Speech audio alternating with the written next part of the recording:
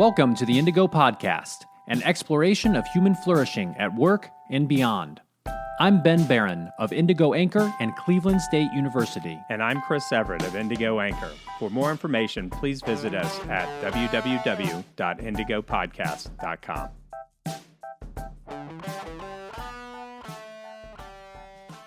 Hey folks, so today we're going to talk about the psychology of a crisis, Demystified.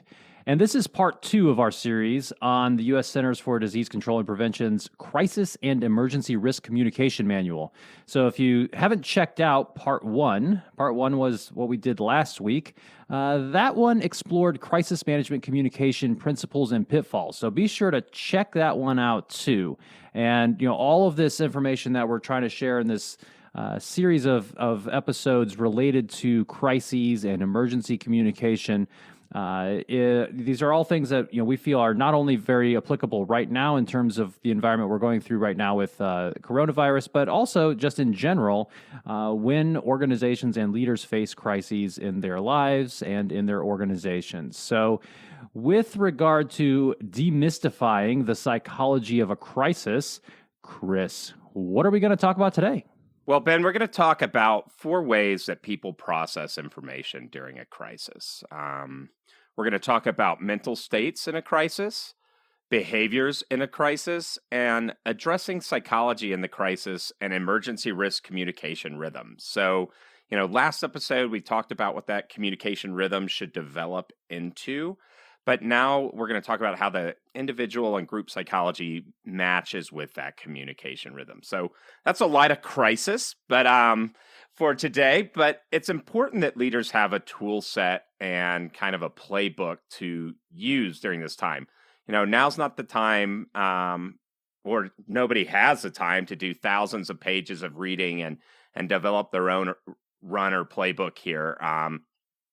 But that's what's great about the CDC's Prevention Crisis and Emergency Risk Manual is that they've had teams of experts put this together. So this is the Cliff Notes. It's not the shortest Cliff Notes you'll read, but this is something that you can take and run with as something practical in your organizations and in your communities. So Yeah, that's right. And in addition to, thinking about this as a playbook of sorts, there is an actual manual. Like we are pulling directly from the CDC's manual on all of this. So you can, if you're interested, we'll put a link to it in the show notes, of course.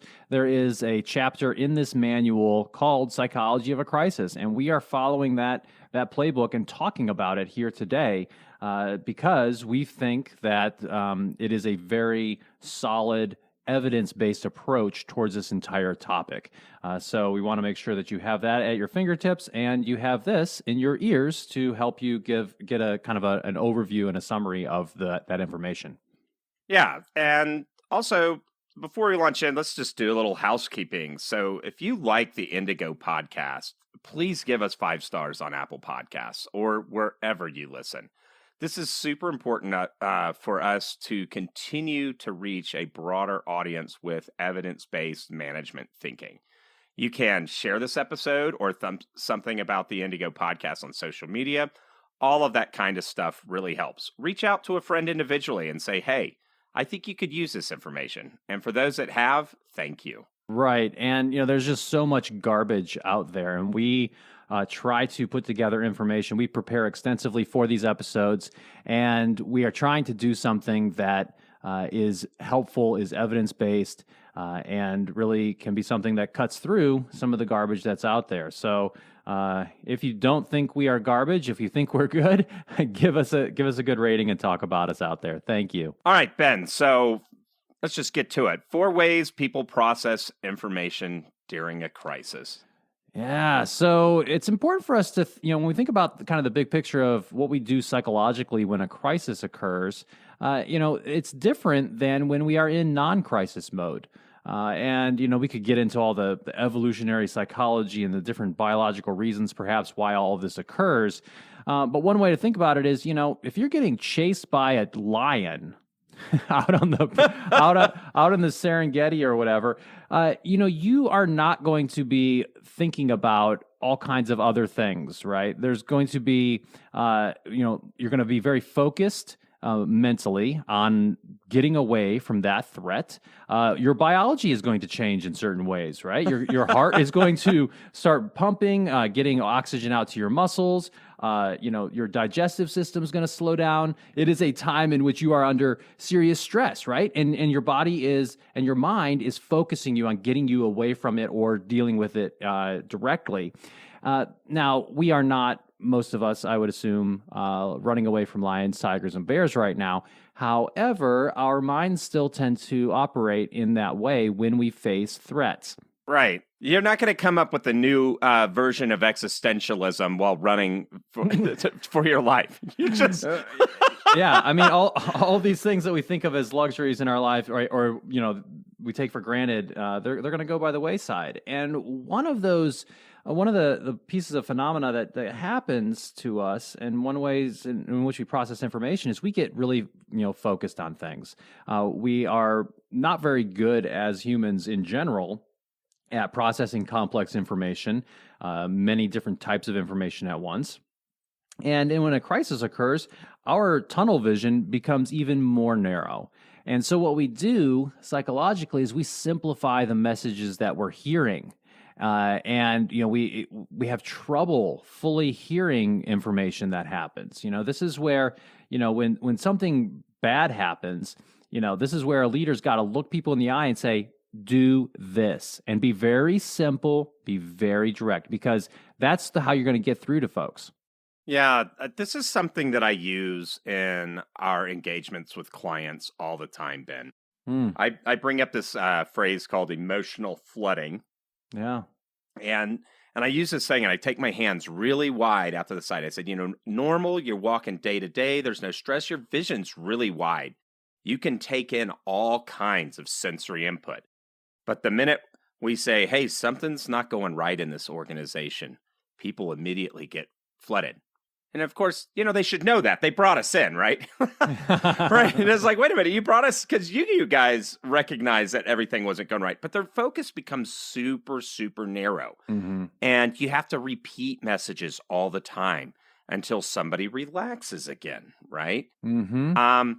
Simple messages are super important. However, we have challenges with this as leaders.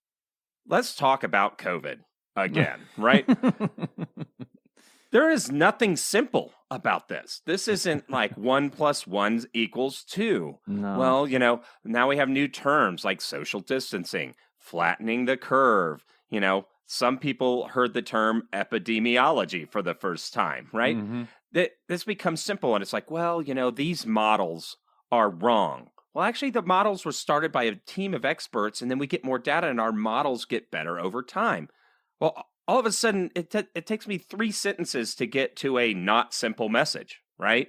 Mm-hmm. So one of the ways that I've seen recently that has done this really well, and we'll put a link of this up in the show notes, is 538.com. This guy, Nate Silver, has this really cool website on math and models, but he partnered with a comic drawing or sequential art type organization group that helped make a comic about how modeling pandemics works and how that conversation works. And this was an excellent example of simplifying a complex message. The minute you get a PhD and say, well, if we take the n variable here and the data set with you lost everybody. Like, guys, hey. You lost everybody but for Ben. But Ben, we're running away from a lion, right? Our vision isn't big at this time. This isn't the time to discover new thinking paradigms and examine existential processes for life thought. We're running from lions. So, to your point, use simple messages as much as you can. And that, explore different media. Like using a comic can be helpful. Mm-hmm. Talk about, simpler language if you can. If you have to use key terms, explain those in simple phrases. those things are super helpful, not because people are a bunch of morons, although we've all met some morons out there. There's at least 4 in the U.S. 4. But we want to reach everybody, especially if you're a leader or if you're a lay leader in an organization or in your community. Using simple messages or amplifying simple messages is hugely important. Right. And when you were talking about that, I was reminded of a pundit recently who I heard just going off the rails saying, talking about all these epidemiologists and scientists who are looking at COVID and saying, we want to know, when can we reopen the economy? We want to know, give me a date. And I'm sorry, that's just not how it works, right? And, so, I think that reflects a desire for a simple message. And sometimes it can be very difficult on the part when you have a complex problem to communicate that. But, one way to perhaps communicate that effectively is saying there is no certain date, and then perhaps providing some of the information about why and what we're doing to try to get more information that can potentially help narrow down some of the risks and benefits of, for example, relaxing social distancing guidelines and so forth during this pandemic.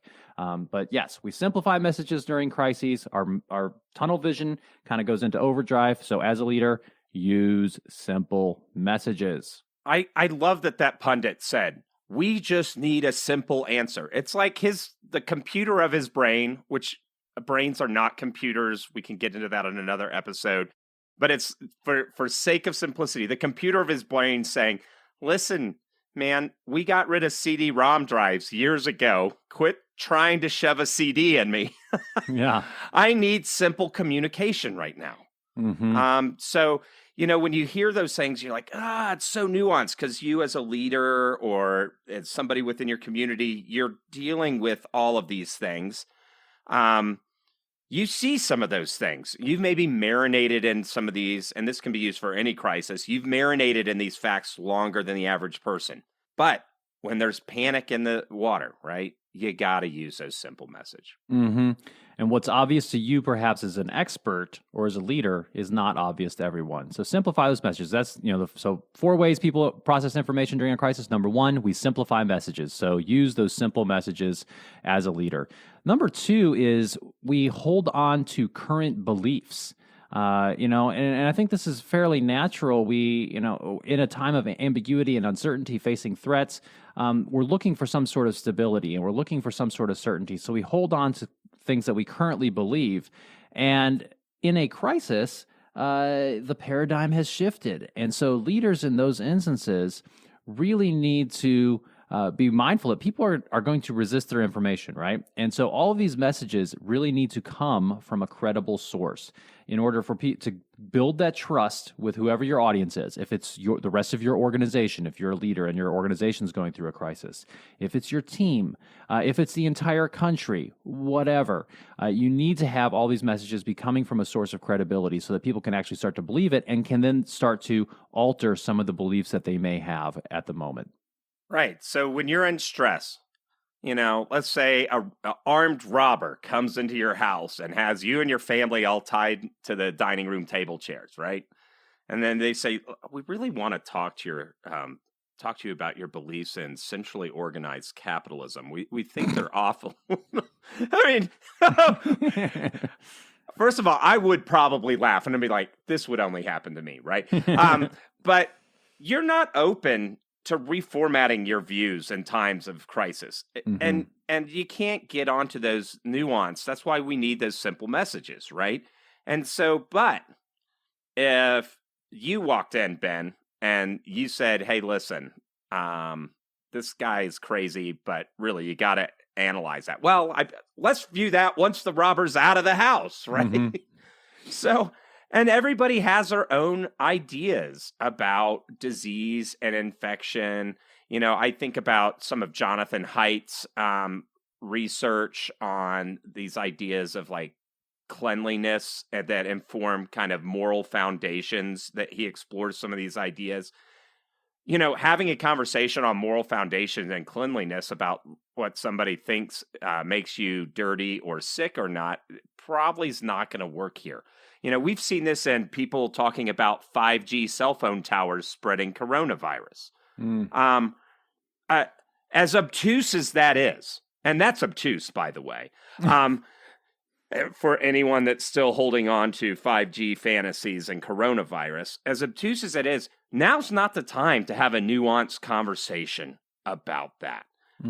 Some people you're not going to be able to reach, but and we see this with Dr. Fauci, he's very reliable. Even people that might think crazy conspiracy type stuff, because he has so much experience in this, and it's because he goes so far back on dealing with infectious disease, his simple messaging and consistent pulse creates that credibility. And so as a leader, what you actually want to do is when you have, hello, I'm leader so-and-so, and now for the voice of the expert. That's a good handoff. An even better handoff is, I'm CEO so-and-so, and let me tell you why this expert is the right man or woman for this time.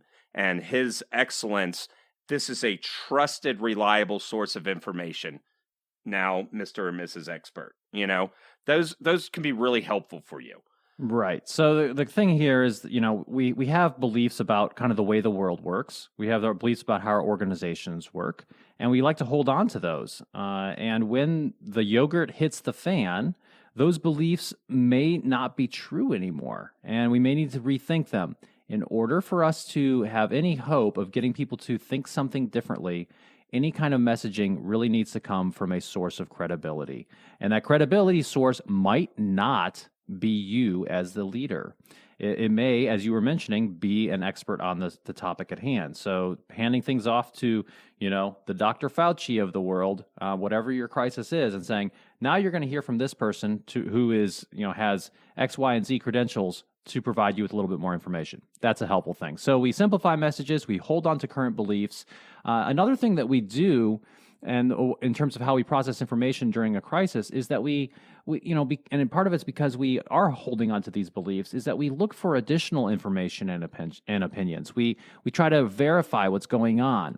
And, you can think about this in terms of, when any kind of disaster happens, be it 9/11, be it the current pandemic we're going through, anything, you're going to sit there, you're going to change the television channels and try to see if the different channels are saying similar things. You may talk to friends or family members and say, hey, have you heard this?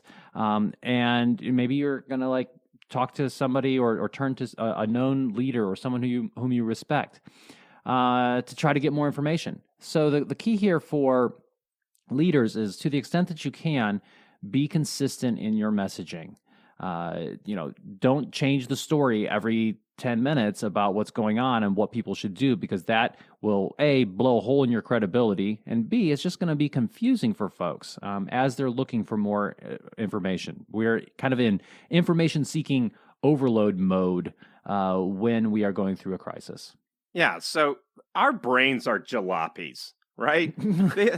They're the high school beater card that you put $600 together for. I would say that they're actually amazing and astounding in many ways, but there are certain ways in which they're not, right? Right. So I like to think it's the brain of the jalopy. You got to drive it a certain way. You got to change from third into fourth gear, wiggle that stick shift just right to get it into gear. We have all these heuristics or rules of thumbs that we use to go about our day. We don't think through absolutely everything. And it's and that was the 6-month period of my life and where I reflect on emergency preparedness for fire. You may never think about emergency preparedness for fire outside of have fire alarms to your house, get the kids and get out, right? That being said, most of us did not have a rule of thumb or heuristic for pandemics. And so we are looking for additional information. Oh my God, this wasn't a crash or a business cycle. The economy just kind of stopped in a week. I don't have a playbook for that kind of thing. We've all experienced that individually. Your followers, members in your community are experiencing that kind of stuff for sure. And that's why you see a lot of these conspiracies come out.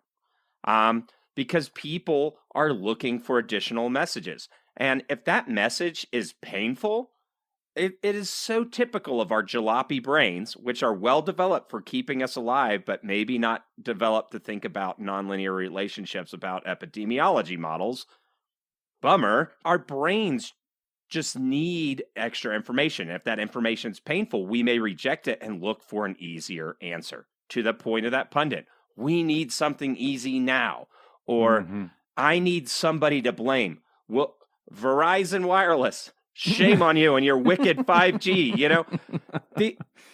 It's easy to laugh at it, but I have a lot of sympathy. This is our brains reaching out from a place that we don't have a rule of thumb that's vetted on how to navigate these things. So if you're a leader or somebody in your organization or just somebody that wants to be helpful, make sure that you're using simple messages that are consistent, which means don't make up baloney early on.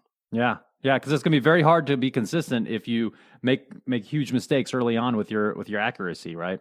Yeah, so the simple, consistent message may be, this is what we know right now.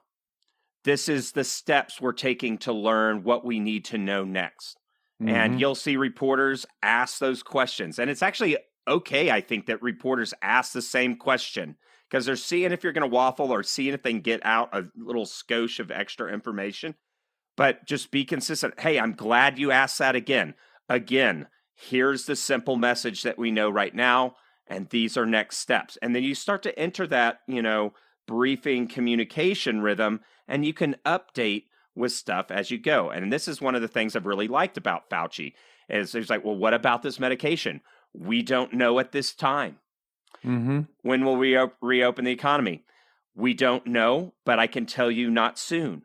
These are excellent, simple messages. He could go off and give a dissertation, but those kind of press briefings in this thing, it's not the right or appropriate response when briefing a large group of people. That's right. So we talk about these different ways in which people process information. We simplify messages, we hold on to current beliefs, we look for additional information and opinions. And the last one is we believe the first message. That first piece of information, we tend to trust a little bit more than other information, at least, most of us. So the key here for leaders is be careful with your messaging, but release those accurate messages as soon as you can. Get out there, be simple and credible, and be consistent. Repeat yourself, right? Because we need repetition for things to actually get through into our crisis-infused brains. Have accurate, consistent messages come from multiple credible sources, right? If you got a group of experts, all saying similar things, that's going to be awesome. You and I have worked with organizations that were going through some tough times, and we've seen it where a leader will say one thing, and then another leader in the organization will say something different or kind of backpedal on what the first person said. That is not good, right? That creates confusion, and it destroys some of the credibility and trust in the leadership. So make sure you release those accurate information pieces, those messages, as soon as possible. Right. And that means not overstating at the beginning. I just got to say that again. In the military, we have this thing called the WARNO, right? And that stands for warning order. Right.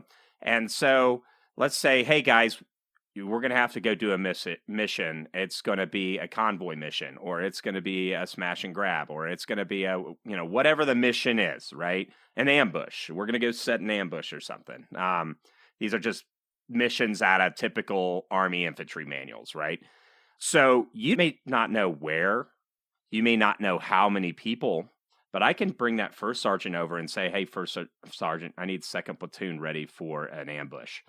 So he can go like, guys, warning order, ambush. That means all the second platoon can go start getting their weapons ready, checking their batteries and their night vision goggles, going through all their checklists to, they have enough to be preparing right now. Those accurate messages as soon as possible help people be prepared and do stuff. And it also makes them more psychologically open for subsequent information because they've already changed their lane of thinking. So if you say, hey, America, we've got this COVID thing going on in China. We may need to respond. We're going to start talking about things. No threat as of yet. Then when you start having that conversation, it is an iteration of something that's already been going on. But when you have to change people's thinking, oh my gosh, we got a lockdown now, that's leadership. Some guy told me this, I can't remember. Said, leadership's a bit like driving a flatbed truck with all your followers in the back. If you take too sharp of a turn, you'll spill them all out on the street, and the back wheel's going to run over some of them. It's not good. Right. And so it doesn't mean you don't have to make those sharp right turns sometimes. But if you release accurate messages as soon as possible, you can make those transitions as smooth as possible. Right. Excellent. So we talked about these 4 different ways in which people process information during a crisis. Now let's talk a little bit about some of these different mental states that can occur during a crisis, and a little bit about what people can do with regard to these mental states. And the first one is uncertainty. We just don't really like uncertainty and ambiguity as humans. It makes us uncomfortable, right? And we seek to, either through gathering more information or through just ignoring it, we try to, deal with that uncertainty in various ways. And one thing that, that's important for us to remember as leaders during any time of crisis is you need to acknowledge that people are going through a tough time. You need to acknowledge that there is a lot of uncertainty and say, look, there are things that we don't know. And I know that that's really hard right now. You want answers. I want answers. Here's what we're doing to try to get those answers. Here is what we do know right now. Here is what we don't know right now. Those types of things can help to assuage some of these concerns that people have and put some boundaries on the uncertainty that they might be feeling. When you acknowledge that you have uncertainty as well, it creates a camaraderie with your audience, whoever you are speaking with, your neighbor, broader organization, a country, right? Guys, there's stuff we don't know, and it's frustrating. You can even acknowledge those emotions, right? But one of the things that you can do to help reduce that uncertainty is explain the experiments and the actions that you're taking to get the answers.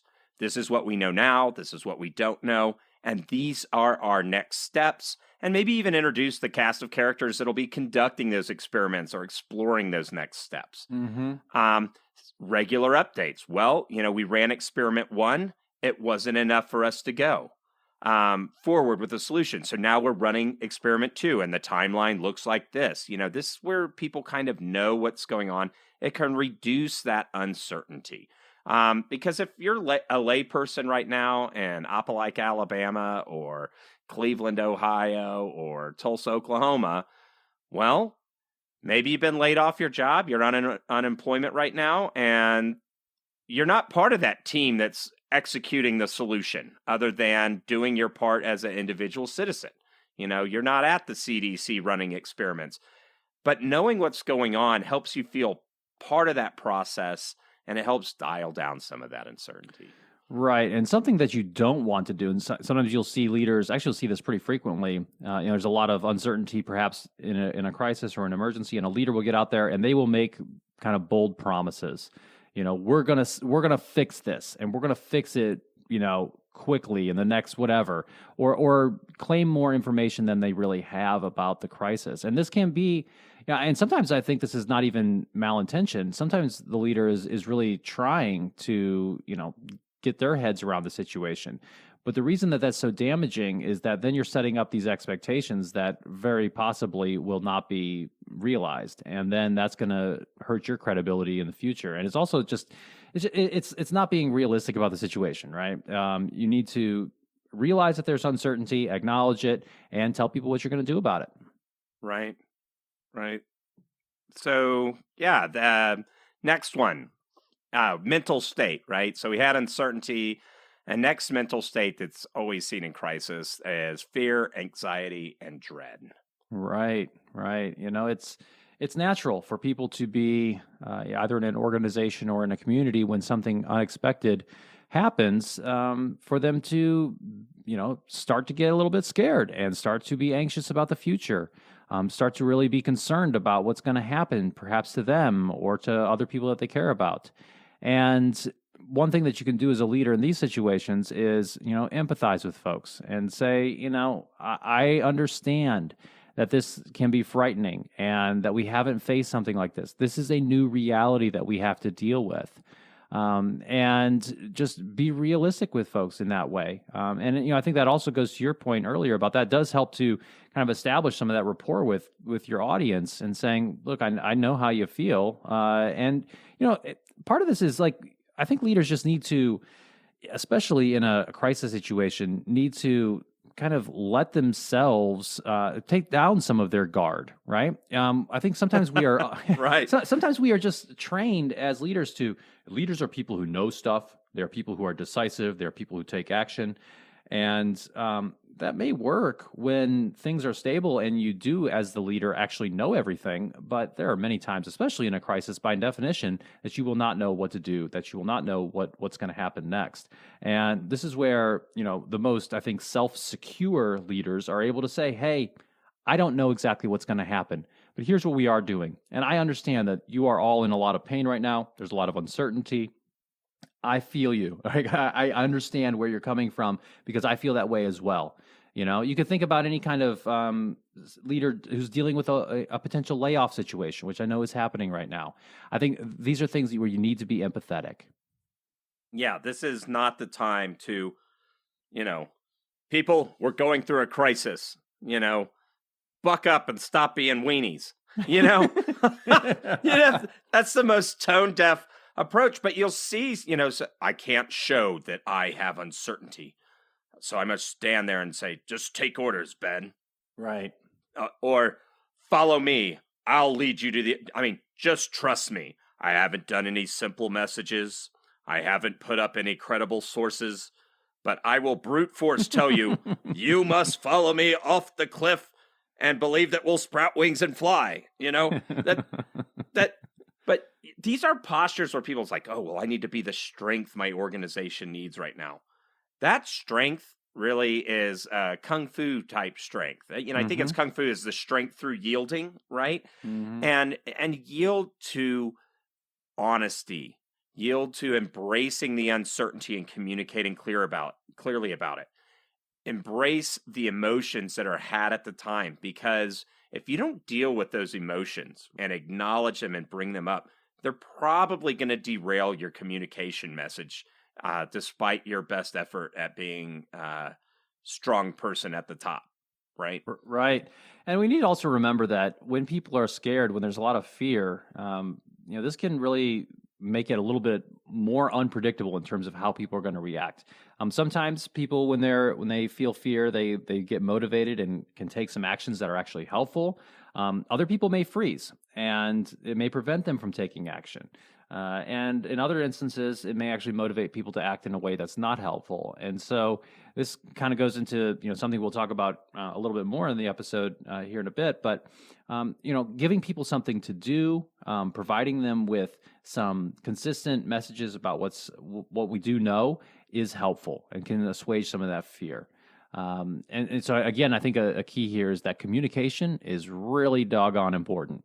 So this is a time, because those emotions are happening under the hood, is as a leader, you can model how to deal with them in a better way by acknowledging, I have this uncertainty or anxiety, or I'm really dreading the XYZ outcome.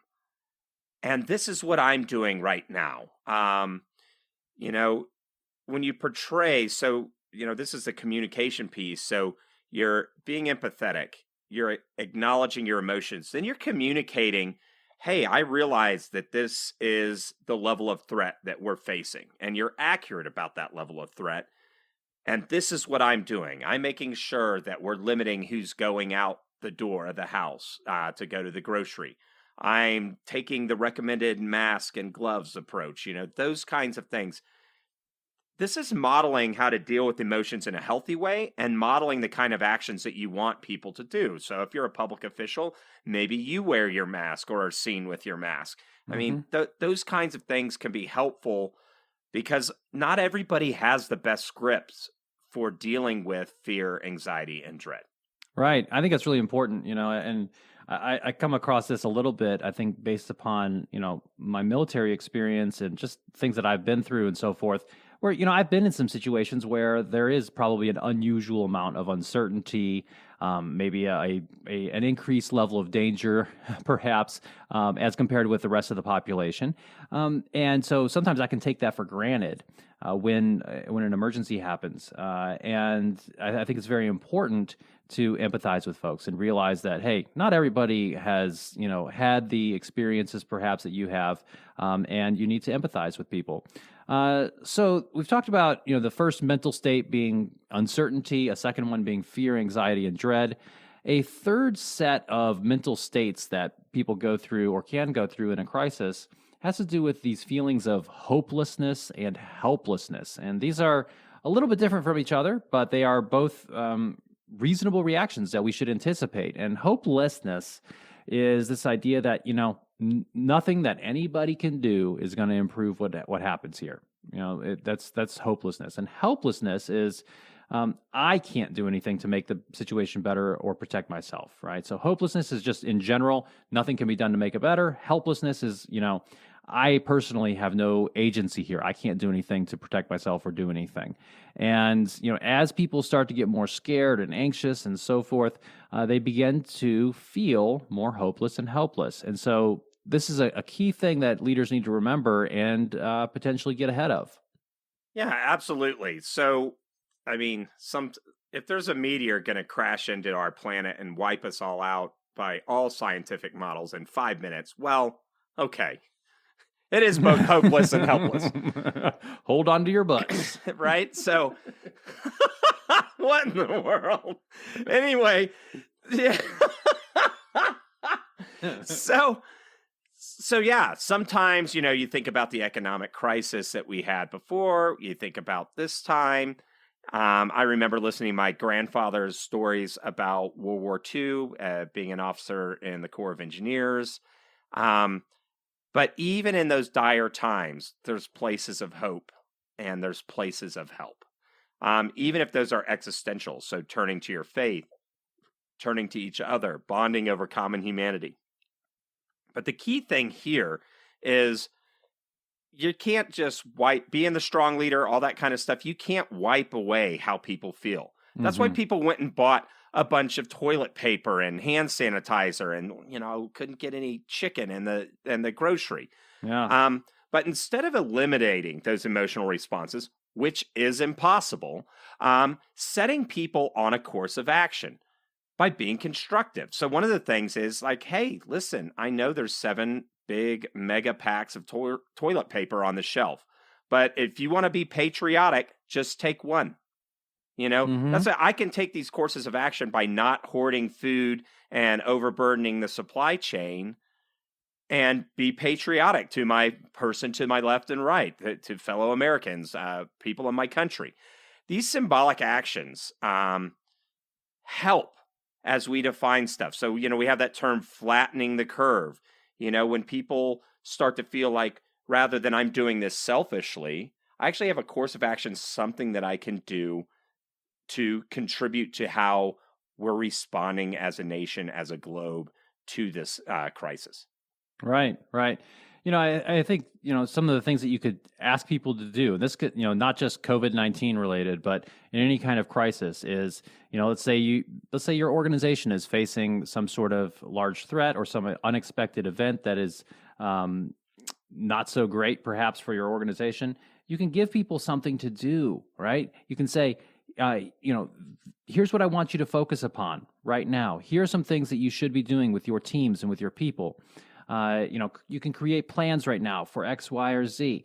All of those things can help to reduce these possibilities of people feeling helpless and hopeless, and give them something productive that they can actually do in the face of the crisis. That's right. And if you need one, go to that drawer you have in your kitchen that's full of crap, right? That's full of garbage. And you can clean that out. That's what I do when I stress, like, where's that junk drawer? I'm about to organize. That's great. That's great. Well, then I'm sure it's super organized right now. So that was all a complete lie, by the way. That thing's never getting clean. Yeah, we're gonna wait. We're waiting until when that actual meteor is coming and we have 5 minutes left to live, then you're going to clean that darn thing. So yeah, these mental states in a crisis: uncertainty, fear, anxiety, and dread, hopelessness, and helplessness. And the next one is denial, which is not just a river in Egypt. Womp womp. A perennial classic of bad professor jokes. So denial, right? It happens for a variety of reasons. What are some reasons why people get in denial? Well, they may just not have enough information. Maybe they just didn't understand the message. They weren't told that, something to do. They may just deny it, right? They just may, for whatever reason, not trust the source and say, you know what, I'm just going to keep doing what I'm doing. When something similar happened in the past, here's what I did, and I'm just going to keep doing that, right? So, when people are in denial, they oftentimes will, or at least we hope, most of them will seek some further confirmation. They will want some more information to see if they're truly thinking the right way. And so, one way to do that is provide some access to additional expertise. Give people a way to ask questions. Provide some information perhaps about how other people are responding to whatever's going on. Some examples. If this is in your organization, say, hey, here's what the marketing department's doing right now, and it's a really good example of something that we can do right now. Here's what they're doing over in HR. Here's what ops is doing. If it's your country, right, you can say, look at this state and say, here's what they're doing, and this seems to be working well. There are ways that we can deal with this, and that can help to break through some of the denial that you're seeing. Now, there's always going to be people, perhaps, who just refuse to get their heads out of the sand, but there is hope for a lot of folks. Yeah, these are the guys that, despite excellent satellite imagery of an impending hurricane or tsunami, are like, nah, my house can handle it. The National Guard's out. Please evacuate. Nah, I'm good. And there's always some numbskull that, dies on that hill. Mm-hmm. Another example of this, so people don't always look to experts. Sometimes they're so emotionally flooded, they look to the people to the left and right. And so if you're just a community member right now, affirming, hey, listen, that person's actually not an expert. Let's go and see what the experts are saying. Mm-hmm. I think about this one Medium article that was put together by this guy, and it had, pictures from models. It had stuff from the CDC, and it was, beautifully woven narrative that all went through there. It actually got picked up, and Ingram and Hannity, retweeted it. It went super viral. Everybody's looking at it. And then it took some epidemiologists to come and say, listen, this wouldn't pass the muster of Epidemiology 101 in college, undergrad. And they had to go through and deconstruct it. So one of the things, we have access to so much information. And then when our brains, the jalopy of our mind, wants to be in denial or doesn't know how to process that stuff, you feel hopeless, all these things, you start to construe these narratives. This is actually a healthy feature of your brain. You're going through these sense making. We did a whole podcast on sense making around this stuff. This is lay people's minds going through this sense making process. But then these experts had to debunk this massively ornate narrative that was just completely garbage, right? Medium, and I love Medium because it gives a platform for people to publish, right? But what it doesn't give is like, is this numbskull know what the heck they're talking about, right? Right. Well, that speaks to, I mean, the barrier for producing information that's accessible around the world is nil now, right? So, like I can go publish something on Medium and say all kinds of stuff. There's no barrier to doing that.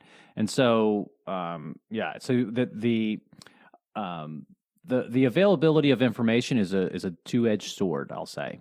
Right. And so not only do we have availability of that information, we're seeing experts readily. It is easy for a layperson to duplicate the tone and vocabulary. It's easy for them to get charts and pictures from, credible sources, World Health Organization, CDC, and it's possible for them to make a connect the dots narrative that's complete garbage and false. So when you're in denial, your brain is looking for a lot of those kinds of things, and you can be hijacked by the wrong narratives because of your denial. So if you're a layperson in the community and somebody says, hey, that's a really interesting article, let's Google if there's any criticism of it, right? Mm-hmm. Let's see if there's some experts. Okay, this is a layperson who's put together something that's in a, like Nate Silver did with that comic on statistical modeling of pandemics. Well, hey, that seems really compelling. Our brains can easily be hijacked by stories. We love narrative. But then let's go fact check that narrative and say, you know what, this actually measures out with what the experts and consensus is. I think this is an excellent thing to share versus, this is such an emotionally appealing way out or way to look at it that's easy, that feeds my denial, my jalopy of my brain tendencies. And then we're going the wrong direction based on what some numbskull put on the web. Right. So, another idea this might be a slight tangent, but I think it's important to note is that, when we are evaluating information, if we are in denial perhaps, and we're looking to experts, we need to try to understand what types of expertise people have and whether or not that expertise matches what they're trying to give an opinion about. So there's, there's actually a word for this idea it's called ultra-crepidarianism. And ultra-crepidarianism is this habit of people who give opinions or advice that are outside of one's own knowledge. This is the economist giving epidemiology advice. This is the, I'm a business professor, but there are lots of things about business that are not in my domain of expertise. So I sometimes will have people who assume that I know a lot about corporate finance, right? And I'm like, no, go ask my wife. So she's a finance PhD. So there's this habit, and I think it can be very tempting when you do have a lot of expertise about one area to start to kind of go outside of your bounds because people do come to you, and it can feel good when people come to you for advice and so forth. You need to be very careful if you are an expert to say, this is what I know. That's not really my lane. Here's somebody who you might want to listen to about that. Yeah, so, and I think this is just my conjecture, but here's a narrative to hijack your jalopy brain. Back in the day, it's only been so many decades that we've had broad access to post-secondary school education, undergrad, grad school, PhD, right? And it used to be in communities that doctors and lawyers were the only people with a graduate education in a lot of towns, right? And so people went to them, and it's totally reasonable before the internet and whatnot. Dr. So-and-so, what do you think about this? Because that person had been through some kind of thinking training, right? Some kind of basic philosophy of medicine or whatever. And they might have more cognitive tools to assess certain things. Mm-hmm. And we still see that, just because somebody's a doctor doesn't mean they're an infectious pandemic disease expert, right? Right. They're just a mechanic of the body, an amazing mechanic. But if you sat down and said, all right, let's walk through this really high level math and, help me understand the errors in this model. A lot of doctors aren't going to be able to hang. And I see this all the time because they enjoy, and I'm not, my dad has taught residents for years and years and years. He was a longtime doctor, worked with medical schools, all that kind of stuff. But they have these ideas, right? And so I'm not picking on doctors. Doctors are wonderful. Doctors are great. Before I get a bunch of stones in my email. But I'll see experts who enjoy that community prestige, and they're asked about things all the time, and they love to step up to that podium. But the minute you put them in front of a real infectious disease expert or a researcher, right? Because there's difference in an MD, PhD, and just a PhD that does nothing but research. Mm-hmm. I'll see this also with business professors who will, wax eloquently on this, that, or the other thing. But you say, all right, man, well, let's put you on a panel with some other PhDs that have experts in this. But very quickly, they downshift their broad claims. Right. Right. And it's just because, you are sense making. You are super intelligent. You try to press out there. However, you got to give yourself a reality check, especially during times of crisis, of saying, this is what I know. That's what being a professional is about, right? Acknowledging what you know and what you don't know and being wise enough to know the difference there. Don't go to your chiropractor for advice about COVID-19. Right. Unless he's like, hey, listen, I'm glad you came here. Let me pull up the CDC's website. And, this is where you start pointing to, this is where people, regardless of your level of expertise, right? You can say, you can affirm that better behavior. I am not an expert in this, but let me tell you how I go to find where the experts are. And you can start setting up and improving the way people think about the broader world and how to navigate these challenging times. Right. So we've been talking about these different mental states during a crisis, and one just final note on that is this idea of panic. And people actually rarely act totally irrationally during a crisis. It's not actually that common. It's just important to remember that people do act differently during non-emergency situations than they do during emergency situations. People have these fight or flight reflexes or tendencies. They also oftentimes will have a freeze tendency to not do anything. And so that's just something to keep in mind. People also don't like to be told that they are panicking or say, like, don't panic, right? It just, because it feels like, there's kind of, it's kind of a pejorative term. Like, no one wants to be thought of as the panicker, right? So I think just as a leader, keep that in mind, right? A panic state, a real panic state, not I'm concerned or I'm feeling a little overwhelmed here. A real panic state is emotionally exhausting. You have so many chemicals. People can't maintain that for a long time. So if you notice somebody in a panic, that you just kind of triage a little bit, give some breathing room. Seldom, hey, now if somebody storms a theater with a gun, okay, panic can set in. That's helpful. That's going to, that's your body kicking in.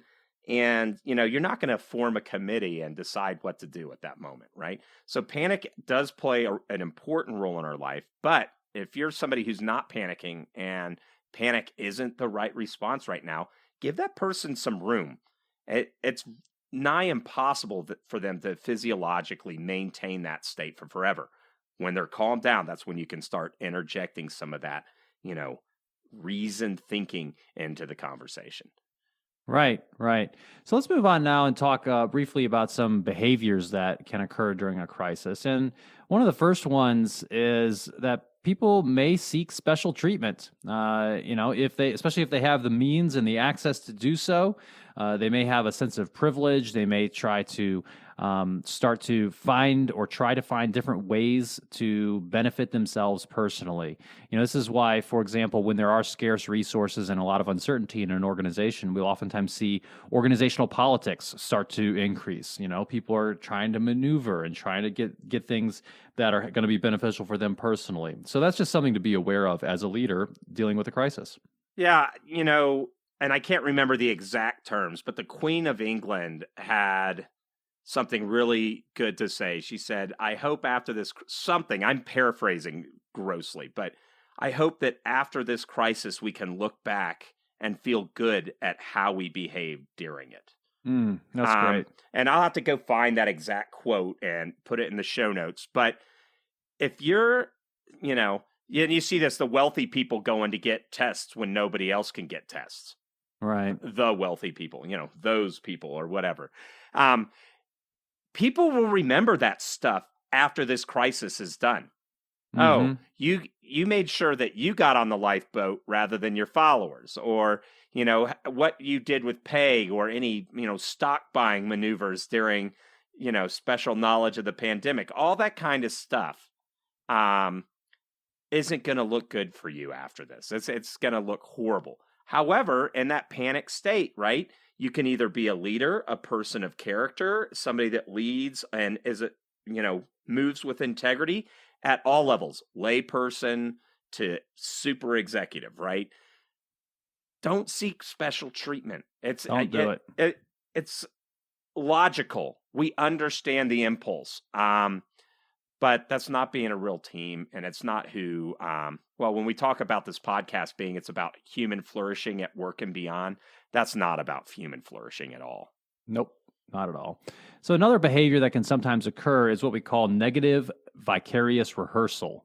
And again, we're pulling all of this directly from this wonderful document, The Psychology of a Crisis, from the Centers for Disease Control and Prevention. And what they talk about here is this idea that when people are going through a crisis, they oftentimes will start to imagine how they would respond. If this were to happen to me, what would I do? And that can be a good thing. It can help, in many cases, to help prepare people for what they would do. It may actually reduce some of their uncertainty and anxiety. As a communicator, you could actually encourage this by saying, I want you to think about what you could do. Even if you're not affected yet, you could create an emergency plan of action, right? According to these guidelines. One potential downside of this, though, is that some people may start to, be what we call, the worried well, So in the event of a public health emergency, I had a little tickle in my throat. I need to get a COVID-19 test, right? And they may start to heavily tax the resources that are available for dealing with the crisis. And, so to address this, communicators need to be very careful and give some of those simple actions about what needs to happen, and try to maybe segment their target audience, saying, "Here's what you need to do if this is what's happening to you, or if you're in this location, and here's what you need to do," and kind of an alternative action for people who are not perhaps directly affected. So you want to be careful with this one. It is a behavior that can happen. A third behavior is stigmatization, and this is because we like to blame someone for what happened or what is going on either in our organizations or in our communities. You heard some horrible stories early on, and I don't know if this is still happening, but it's pretty horrible, where people who perhaps looked like they were of Asian descent were being attacked, and either verbally and or physically at the beginning stages of the COVID-19 outbreak, because it was this idea that they were being stigmatized because the virus originated in China and so forth. So this is something that you need to be very careful about as well. Yeah, our words, inclusion isn't a fluffy hippie concept that we get around a fire and sing Kumbaya about. It's actually life and death for a lot of people. And so when we talked back in last week in the episode about the communication rhythm, one of the things is rehearsing your message. So when you're out there talking as a leader, you don't accidentally say something that increases the stigmatization of minority groups or groups that could be affected by, the Alabama virus. And so, I lived in Alabama for a bunch of years, now it's like, hey, are you from Alabama? Or people with a Southern accent, start being excluded from group get-togethers or something. That's not helpful. You want, as a leader, as a community member, when you got to respond to crisis, you want to fire on all cylinders. That means leaving nobody out in the cold. So just rehearse those messages. Make sure that you're not amplifying stigmatization. Well said. So there are also a number of harmful actions that can be brought about by some of these psychological issues. So for example, you may start to misallocate treatments in a public health type of situation based on demand rather than medical need. You may have to deal with, or maybe even, be involved with creating some of these damaging rumors and hoaxes. That's a very important thing to try to avoid, and something that you got to get in front of. You mentioned how, there's the crazy rumor, I suppose, that 5G networks are somehow involved with spreading coronavirus. Is that the rumor? It's silly. I don't know. Yeah. That doesn't make any sense to me. Anyway, I don't want to be participating or perpetuating that craziness. But what you do need to do as a leader is realize that these things are going to happen. People are going to probably be in such information-seeking mode that they're going to fill in the gaps with rumors. I heard this. This might be what's happening. Maybe have certain hypotheses about what's going on. You need to start to counter those types of things as a leader in your communication. Yeah, absolutely. And so one cool thing about crisis is there is a lot of positive responses here. Mm-hmm. I remember looking at this and, maybe this can bring us together as a country, as a globe better. If we Mm-hmm. frame and communicate right, families, organizations, communities can really come together. That's where people stop, get out of the rat race for a minute and say, I'm going to leave that extra pack of toilet paper for somebody else. I've got enough. Or, these are awesome things that happen. Anytime you're in military training or getting ready for a deployment, going through a deployment, you really come together as a team. These kinds of situations can create that at all kinds of different scale. That's right. That's right. Definitely can be some positive outcomes following a crisis. Another behavior that can happen in a crisis, and we won't get into this in too much detail, but it can affect our risk perception and how we, different types of risks that are presented to us, we perceive them differently. So, for example, when we are presented with a statistical risk, we oftentimes tolerate that better than a risk that's presented by an individual. So, for example, if we say, X percent of people are vulnerable to this type of outcome, that's something that we won't have a gross overreaction to that versus, let me tell you the detailed story of this one person who died a horrible death, right? Those types of things can overshadow the actual threat that's being perceived. One thing that you need to do as a leader or as a public official in these types of situations is, realize that when people face these risks, they oftentimes will be angry and they'll be outraged. Don't dismiss it. Realize that, there are great demands for information that are caused, and you need to deal with that and acknowledge it. Yeah. So risk, and as a communicator, like stats versus anecdotal stuff. I remember several neighbors saying, when this movie star got it finally became real to me. And, the way I think, I'm just like, are you kidding me? What about all this data? Well, they needed that anecdotal story. So you maybe want to use both. Use the statistical, use the, hey, Billy across the street's dad passed away. That these things, you can actually use some of this stuff to enhance your message in a positive way. But if we were all super disciplined robots like Data off of Star Trek, well, okay, we'd be calm, cool, collected, and just, not play against the house, so to speak, right? But we're humans. We have reality. No spouse wants to hear it's like, well, when I made a list of 65 factors, you came up as a completely copacetic match for my future life, right? That's a total drag. Right. But when you're in those risk perception things, because of all this kind of stress and crisis mode, you just got to realize your audience isn't going to see things as clearly as a statistician might in a closed environment. Right. And different risks are perceived in different ways. So, for example, another one I think is interesting is, we tend to like reversible risks better than permanent ones. So an example here that the CDC provides is, we will more likely tolerate having a broken leg versus having an amputated leg.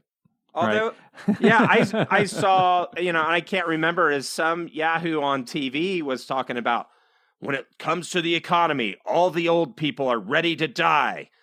And it's like, I don't know if he surveyed all the old people,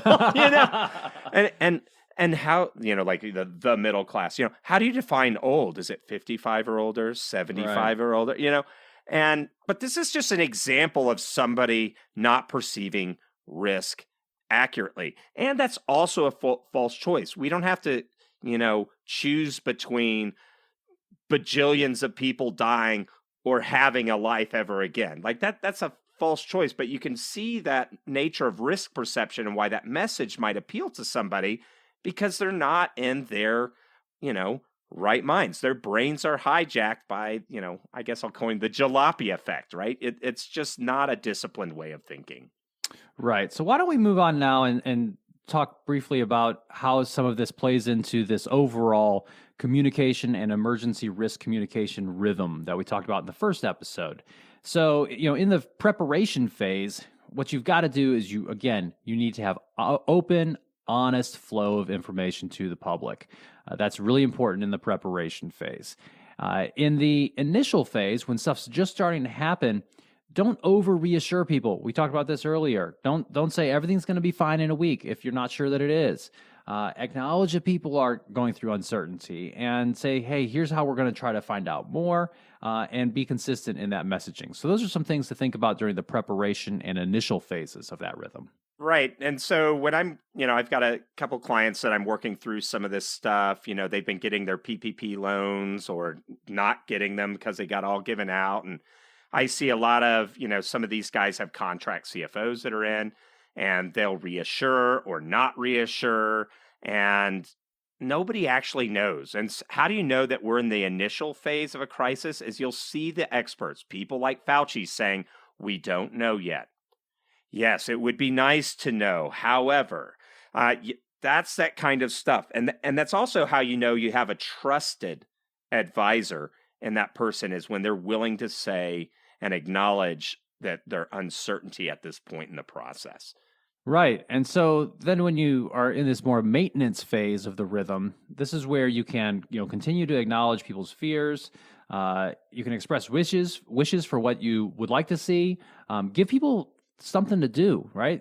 This helps with that idea of people feeling hopeless or helpless. Acknowledge that, you're all going through some tough times, and, give some anticipatory guidance. So saying, hey, here's what might be happening next and what we could anticipate us doing if that occurs. Yeah. Acknowledge that you're in the same space. Hey, guys, we are all in this together. That, we are all homeschooling our children. Oh my gosh. Raises for I think people will be able to maybe get some raises for some teachers after this, there's some empathy there, but acknowledge that we're all in this together. And then what's the final one, Ben?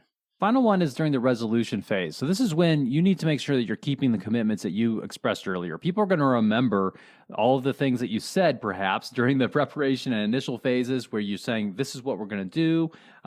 You need to keep those commitments because that's going to continue to build your credibility.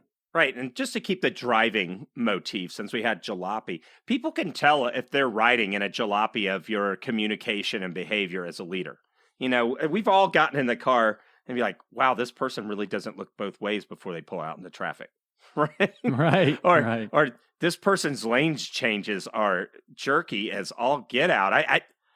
I'm scared, right? I'm not driving the car. I feel out of control. Matter of fact, there was this one person in college, horrible driver.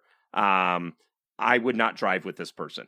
After my first ride, I say, hey, let's ride back. I'm like, nope, I've actually called somebody else to come get me. And no offense to you, I just don't feel comfortable riding with you.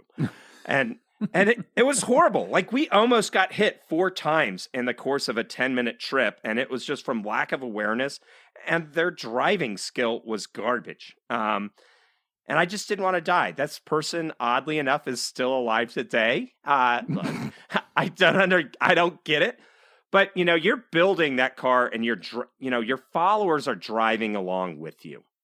And if you mess it up in these phases, the preparation, the initial phase, not over reassuring, maintenance, if you're changing your message, changing out your host of experts all the time, you're not keeping your commitments, that makes people that are riding in your car super uncomfortable.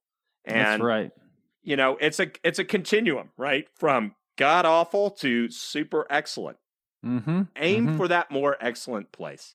Yes, absolutely. So today we talked about the psychology of a crisis, demystified, and we talked about these 4 different ways in which people process information during a crisis, some different mental states people go through in a crisis, behaviors that you can expect in a crisis, and how you can address psychology in this crisis and emergency risk communication rhythm. Thanks for listening to the Indigo Podcast. If you like this podcast, please consider helping us by rating us on Apple Podcasts or wherever you listen. telling your friends about us, having us on your podcast, or mentioning us on social media. Our website is www.indigopodcast.com, where you can access more information about us and this episode. Thanks again, and we look forward to talking with you again soon.